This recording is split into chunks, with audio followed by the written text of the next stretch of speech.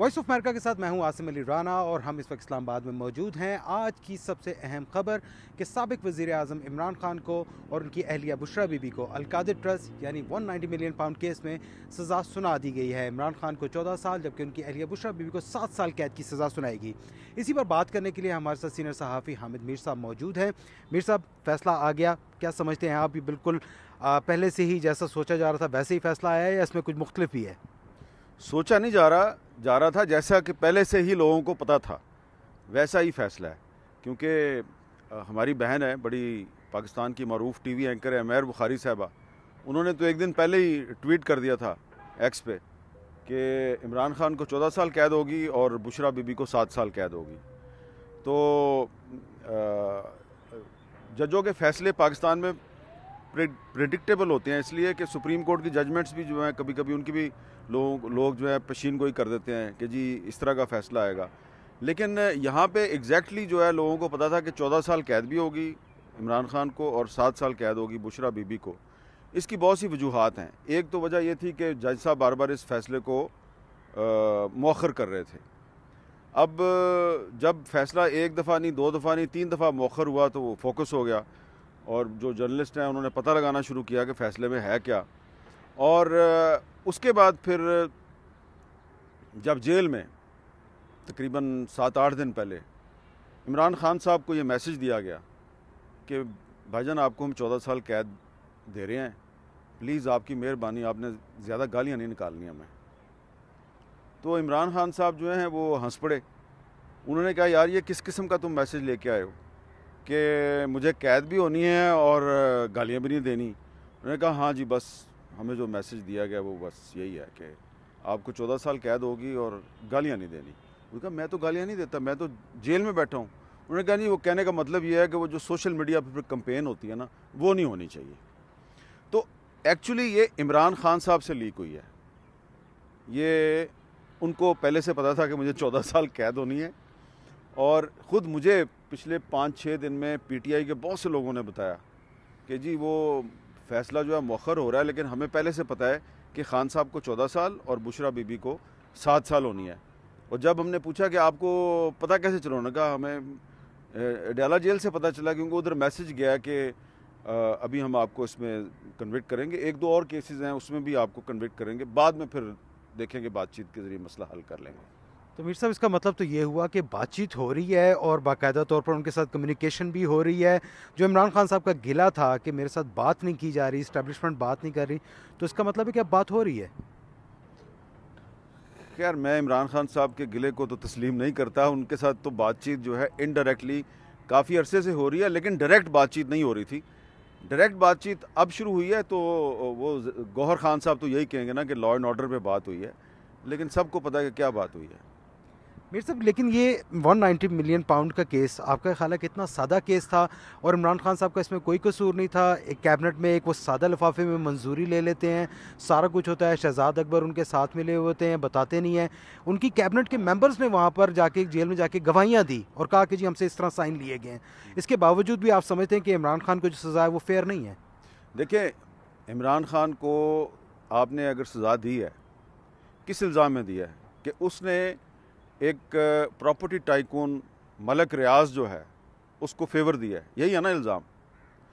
تو ملک ریاض جو ہے وہ دبئی میں بیٹھے ہوئے ہیں، ملک ریاض صاحب وہاں پہ وہ بڑے بڑے پروجیکٹس کا افتتاح کر رہے ہیں، ٹی وی چینلز پہ ان کی تصویریں چل رہی ہیں، ان کی خبریں چل رہی ہیں، لیکن جب ہم یہ سوال اٹھاتے ہیں کہ جی اس کیس میں عمران خان کو تو سزا مل گئی ہے، ملک ریاض صاحب کے خلاف کیا کارروائی ہو رہی ہے جن کو کہ کورٹ نے مفرور قرار دیا ہوا ہے، پروکلیمڈ اوفینڈر قرار دیا ہوا ہے، ان کے خلاف کیا کارروائی ہو رہی ہے؟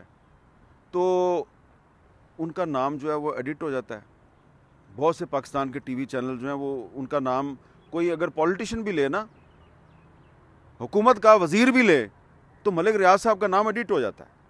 اب دیکھیں کہ پاکستانی میڈیا جو ہے اس کی حالت کا اندازہ کریں، میری حالت کا اندازہ کریں کہ حامد میر جو ہے وہ عمران خان کی تصویر نہیں دکھا سکتا، نام زبردستی میں لے لیتا ہوں، اور میں نے اگر کرٹیسزم بھی کرنا ہو عمران خان پہ تو میں اس کا پرانا کلپ نہیں چلا سکتا کہ جی یہ یو ٹرن مارا خان صاحب نے، یہ یو ٹرن مارا. تو ایک طرف تو ہم عمران خان کا نہ نام لے سکتے ہیں، نہ ہم اس کی تصویر دکھا سکتے ہیں، نہ کلپ چلا سکتے ہیں. کسی عدالت نے ہمیں نہیں روکا ہوا، پیمرا نے کوئی تحریری طور پہ نوٹس جاری نہیں کیا ہوا، لیکن ہم اتنے مجبور، بے بس اور لاچار ہیں کہ ہم عمران خان کی تصویر نہیں دکھا سکتے. ٹھیک ہے. دوسری طرف ایک پراپرٹی ٹائکون مفرور ہے پاکستان کی عدالت سے، دبئی میں بیٹھا ہوا ہے. الزام ان پہ صحیح ہے ملک ریاض صاحب پہ یا غلط ہے، لیکن حالت پاکستان کے میڈیا کی یہ ہے کہ جس آدمی کو پاکستان کی عدالت نے مفرور قرار دیا ہوا ہے، اس کا نام اگر میں لوں تو وہ ایڈٹ ہو جاتا ہے. اندازہ لگائیں کہ ہم کتنی فریڈم انجوائے کر رہے ہیں پاکستان میں، کہ ایک ملزم جو پاکستان کی جیل میں ہے اس کی تصویر نہیں دکھا سکتے، دوسرا ملزم جو دبئی میں بیٹھا ہوا ہے اس کا ہم نام نہیں لے سکتے. تو وہ جو ملزم ہے اس کو گورنمنٹ آف پاکستان نے پاکستان لانے کے لیے ایکسٹریڈیشن کے لیے کیا کوئی دبئی سے رابطہ قائم کیا ہے، یو اے ای سے رابطہ قائم کیا ہے؟ کیونکہ میں آپ کو نام بتا سکتا ہوں، آپ بھی نام جانتے ہیں لوگوں کے، جو دبئی میں گرفتار کر کے ان کو پاکستان بھجوایا گیا ہے. عزیر بلوچ سے اور راشد حسین سے لے کے کئی نام میں لے سکتا ہوں، لیکن حکومت پاکستان عمران خان کو تو کنوکٹ کروا رہی ہے. جو ملک ریاض صاحب ہیں ان کو آپ پاکستان ہی لا سکتے. اگر آپ فیئر ٹرائل ہے تو ان کا بھی کریں، اور شہزاد اکبر صاحب بھی ہیں اس میں، زلفی بخاری صاحب بھی ہیں اس میں، اور بھی بہت سے ملزمان ہیں. تو ان کے خلاف کیا کارروائی ہوئی ہے؟ تو یہ ایک سوال ہے میرا. یہ صرف میں اب حکومت پاکستان سے سوال نہیں کر رہا، میں اپنی صحافی برادری سے بھی سوال کر رہا ہوں کہ بھائی کب تک آپ لوگ اس طرح غلامی کی زندگی اختیار کریں گے کہ پاکستان کی کسی عدالت نے آپ کو یہ نہیں کہا کہ آپ نے عمران خان کی تصویر نہیں دکھانی، آپ نہیں دکھا سکتے. پاکستان کی کسی عدالت نے آپ کو یہ نہیں کہا کہ آپ نے ملک ریاض کا نام نہیں لینا، لیکن آپ اس کا نام نہیں لے سکتے. آپ لیں بھی تو ایڈٹ ہو جاتا ہے. تو یہ جو ہمیں پاکستان میں ہم ایک نام نہاد آزادی صحافت کا دعویٰ کرتے ہیں نا، یہ بڑی فریڈم ہے ہمارے پاس. یہ صرف القادر ٹرسٹ کیس جو ہے اسی نے ہماری فریڈم جو ہے نا، so called freedom of the media, اس کا جنازہ نکال دیا ہے. یہ عمران خان کو تو سزا دے دی، شہباز شریف صاحب بھی خوش ہو گئے اور عطا تارڑ صاحب نے بھی پریس کانفرنس کر دی. عطا تارڑ صاحب کو میں چیلنج کرتا ہوں کہ آئیں میرے شو میں آئیں اور ملک ریاض پہ تنقید کریں، اور اگر اس کا نام چل جائے تو پھر کہیں ہاں جی بڑی پاکستان میں جناب آزادی صحافت ہے. یہ عدلیہ کا جو کردار ہے آپ اس کو کیسے دیکھتے ہیں، اور کیا عدلیہ اپنا صحیح کردار ادا کر رہی ہے؟ دیکھیں، جس ملک میں جج صاحبان جو ہیں وہ انصاف مانگ رہے ہوں اور ان کو انصاف نہ ملے تو وہاں پہ عدلیہ کے کردار میں ہم کیا بات کریں. اب اسلام آباد ہائی کورٹ کے 6 ججز جو ہیں انہوں نے انصاف مانگا ہے، ان کو انصاف نہیں مل رہا. اچھا اب آ جائیں، اب یہ جو جج صاحب ہیں ناصر جاوید رانا صاحب، جنہوں نے عمران خان کو 14 سال قید کی سزا سنائی ہے، یہ کوئی ٹاپ سیکرٹ انفارمیشن نہیں ہے کہ 2004 میں اس وقت کے جو چیف جسٹس آف پاکستان تھے انہوں نے ایک سو موٹو نوٹس لیا. ایک وکیل تھے وہاب الخیری، تو یہ جج صاحب جو ہیں انہوں نے اس کو کورٹ میں بلائے بغیر ہی، سمن کیے بغیر ہی، ان کو پروڈیوس کیے بغیر ہی ان کا فزیکل ریمانڈ دے دیا تھا.